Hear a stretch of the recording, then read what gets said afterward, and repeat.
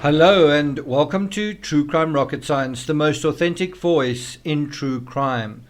Did you ever wonder what the officers at the MOAB incident may have thought after the fact, certainly now that Gabby's remains have been found and that it has been determined that foul play has occurred? What they have thought about their actions that day? Park Ranger Melissa Hull told Gabby to reevaluate her toxic relationship with Brian that day, 12 August. It's interesting that there was actually a female officer on the scene and she had a completely different take on the MOAB incident than her male compadres. Her advice to Gabby, get out, it's toxic.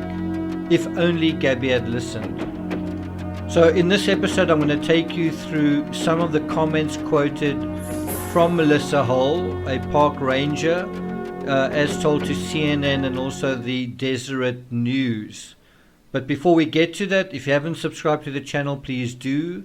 Like, share, leave a comment, and let's get started. So Melissa Hull is a National Park Service ranger who responded to the call, basically a wellness check on the van.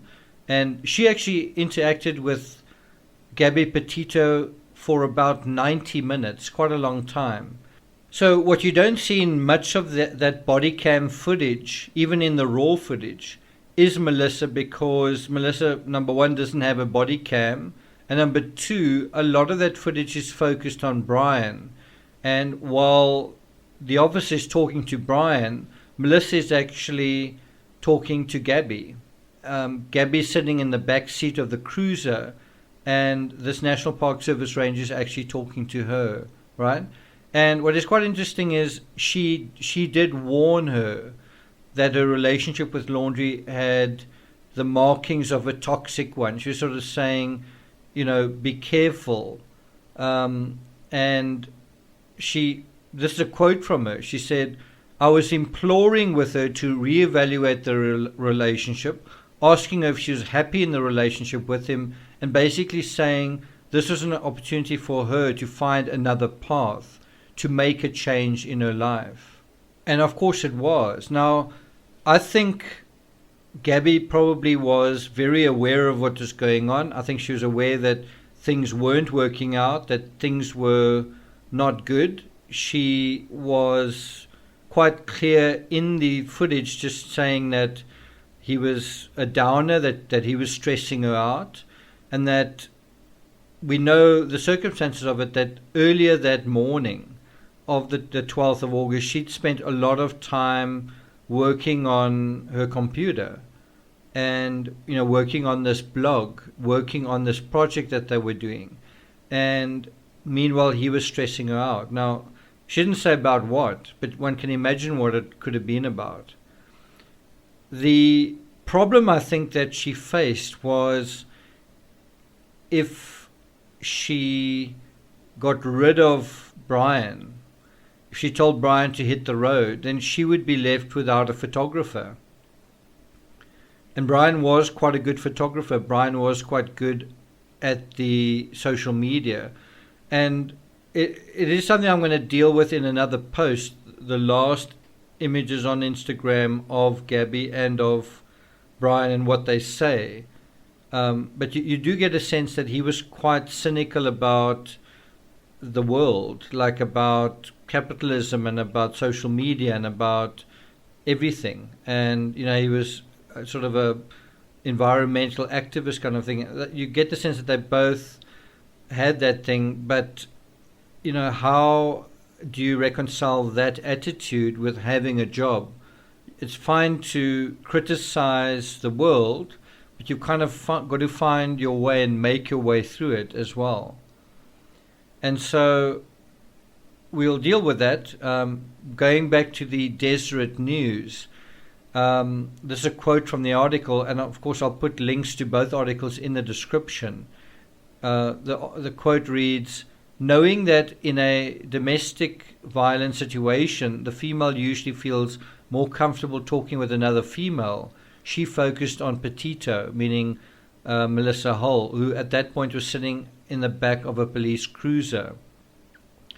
end quote. Now, during my sort of initial analysis of the MOAB incident, that is exactly what I said, was that it's a pity we didn't really have a female officer on the scene, talking to her and making calls, kind of thing, making calls on the situation. I wonder whether the officer agreed with her fellow officers on the scene that the whole thing was basically just a mental illness scenario, and that it was actually Gabby's fault. Like what had happened was Gabby kind of assaulting him, because that is not what the witness said. Well, this article seems to show that Melissa understood things in a different way, which just shows you had a witness and a female officer getting a different take on the same situation, whereas the other officers, I think there were two or three male officers who basically projected their own nonsense onto this case and basically gave Brian a pass on everything. And in some of the very last body cam footage, when Brian walks away, he's got a smile on his face through much of the footage, but there's a particularly big smile where he's taken to a hotel. It's almost like he gets favored in the sense that he gets to stay in a hotel, whereas Gabby gets to stay where she stayed all along, right? And this brings us to a really poignant aspect, which is, how did Melissa feel after the fact, after finding out what happened? And she says, I can still hear her voice. She wasn't just a face on a milk carton. She was real to me. So, this case has been quite emotional, quite moving, quite personal to a lot of people. It's resonated with a lot of people. But can you imagine how it feels to those who actually encountered her directly, like Melissa Holmes, someone who was actually trying to convince her to do things differently, to leave Brian, to take a different path? So, quoting from the article, she says, Hulse pictures the sobbing 22-year-old sitting in the back of the cruiser. She knows her mannerisms just from the roughly hour and a half interaction. And this is the key quote. She says, I was probably more candid with her than I should have been. Hulse recalls, warning Petita that her and Laundrie's relationship had the markings of a toxic one. She had a lot of anxiety about being away from him. I honestly thought if anything was going to change, it would be after they got home to Florida. And I think the reason why she's saying that is it was important for Gabby to finish this adventure, to finish this journey, to get her social media set up. It's sort of like being in a job with you've got a boyfriend who's sort of undermining you and things aren't great, but you're trying to get your career on track, right? And of course, I think Brian actually had problems with that, because part of her getting her career on track would be leaving him, abandoning him, possibly superseding him, invalidating him. And so he doesn't really want to help her with that process. And so possibly she's got to either manipulate him or mislead him or soothe him into believing that their relationship is fine, because she needs him to help get her social media going. So what does one do in a situation like that? It's definitely difficult, and certainly even more difficult if you're 22 years old, you don't have a lot of money, you are dependent, and if you don't have a lot of friends, you are going to rely on perhaps not the best people, right? And so going back to Melissa Holt, she says, it's hard to think about now because I feel like I could have said more to help her. It's hard not to second guess myself. I wish I'd said more, or wish I'd found the right words to make her believe that she deserved more. I think that's just such a great quote, because that lies at the heart of this.